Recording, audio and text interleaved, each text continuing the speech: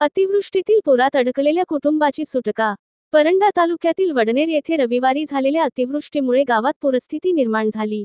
या पुरामुळे एकाच कुटुंबातील आजी, 2 वर्षांचा लहानगा आणि 2 व्यक्ती असे 4 जण पहाटेपासून पाण्याच्या विळख्यात अडकले होते. रात्री 2 वाजल्यापासून हे कुटुंब स्वतःच्या घरावर आसरा घेऊन मदतीच्या प्रतीक्षेत होते.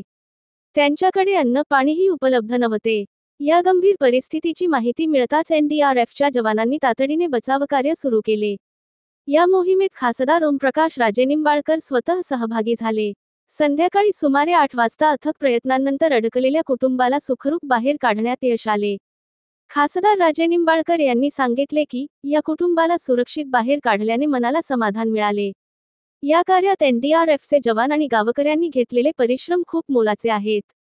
त्यांचे मनापासून आभार आणि अभिनंदन. दरम्यान, पावसामुळे अजूनही काही ठिकाणी अडचणींचा सामना करावा लागत आहे.